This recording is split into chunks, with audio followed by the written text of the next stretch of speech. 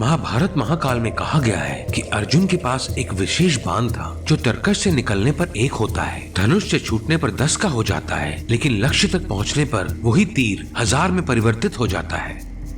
कमाल की बात है कि एक और हथियार जो इस विवरण में पूरी तरह से फिट बैठता है वो है भारत का अग्नि 6 अंतर महाद्वीपीय बैलिस्टिक मिसाइल। परमाणु हथियार ले जाने वाली ये मिसाइल 15 किलोमीटर से अधिक की दूरी पर 11 लक्ष्यों तक मार कर सकती है। मीडिया रिपोर्टों के मुताबिक भारत ने इस घातक अंतर महाद्वीपीय बैलिस्टिक मिसाइल का विकास पहले ही पूरा कर लिया था, जिसे सूर्या के नाम से भी जाना जाता है। लेकिन नई दिल्ली ने अब तक खुले रहस्यों की पुष्टि करने से इनकार किया है।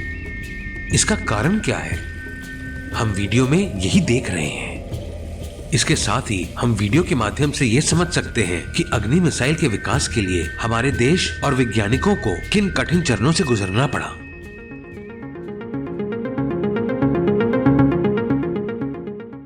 एक देश की सैन्य शक्ति न केवल बेहतर हथियार विकसित करने से बल्कि लक्ष्य को सटीकता से भेदने के लिए उपयोग करने की क्षमता प्राप्त करने से भी सिद्ध होती है।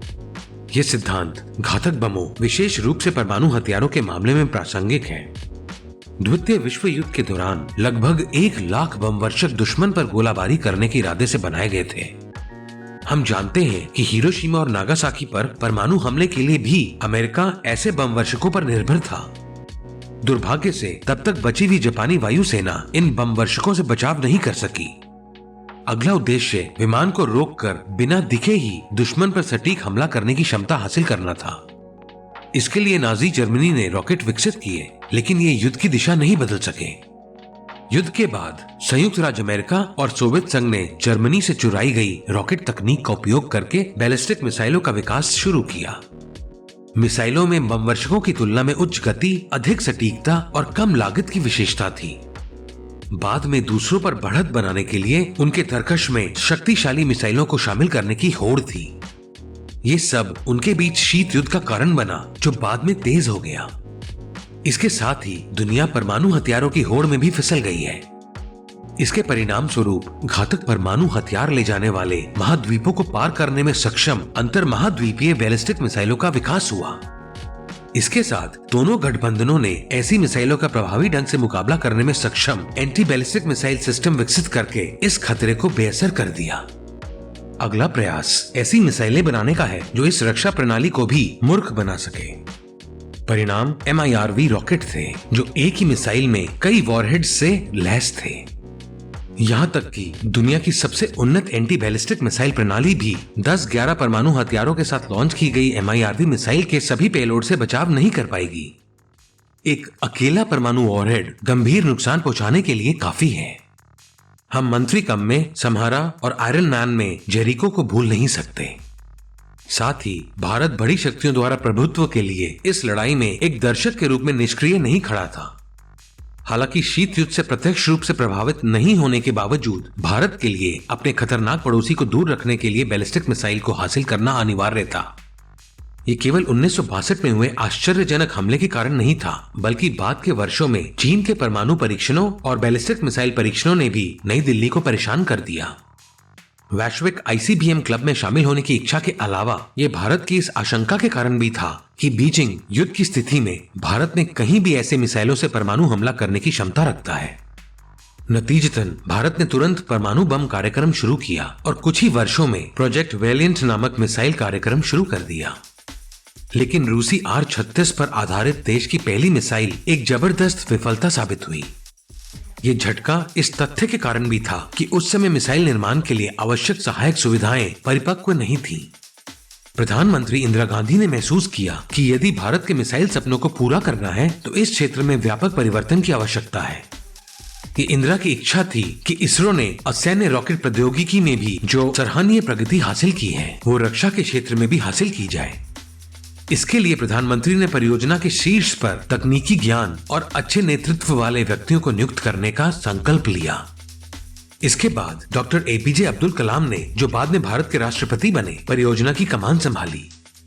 इस परियोजना के मुख्य उद्देश्यों में से एक सतह से सतह पर मार करने वाली अग्नि नामक मिसाइल का विकास था। कलाम और उनकी टीम ने आगे के विकास की अवधि के माध्यम से अग्नि को एक बेहतर अंतर्महाद्वीपीय मिसाइल में बदलने का लक्ष्य रखा। अगले 2 दशकों में भारत ने अग्नि के विभिन्न संस्करणों का उत्पादन किया। अग्नि एक मध्यम दूरी की मिसाइल थी जिसकी मारक क्षमता महज 1000 किलोमीटर थी, लेकिन अग्नि 5 तक ये 8000 किलोमीटर की मारक क्षमता वाली बेहतर अंतर्माद्वीपीय मिसाइल बन गई। पहले ही डीआरडीओ ने अग्नि 6 सुपर आईसीबीएम का प्रारंभिक डिजाइन पूरा कर लिया था। पिछले दशक के मध्य में उत्पादन शुरू हुआ। माना जाता है कि कम से कम 20 मीटर लंबी और 1 मीटर से अधिक व्यास वाली इस विशाल मिसाइल की रेंज 12000 किलोमीटर है। इसके अलावा ये विभिन्न स्थानों को नष्ट करने के लिए 750 किलोटन विस्फोटक क्षमता के 11 परमाणु हथियार ले जाने में सक्षम माना जाता है। गौरतलब है कि ये अमेरिका द्वारा हिरोशिमा पर इस्तेमाल किए गए लिटिल बॉय परमाणु बम की ऊर्जा से 50 गुना अधिक है। यह भी बताया गया है कि ये मिसाइल तय प्रक्षेप वर्ग से विचलित होने और लक्ष्य को सटीक रूप से भेदने की क्षमता रखती है। बढ़ी हुई रेंज के अलावा ये मिसाइल तेजी से तैनाती के लिए भी जानी जाती है। भूमि आधारित प्रक्षेपकों के अलावा अग्नि 6 में पनडुब्बियों से प्रक्षेपित करने की क्षमता भी होगी। इसके प्रभावी तैनाती के लिए देश के सीमावर्ती इलाकों में मिसाइल साइलो बनाए जा रहे हैं।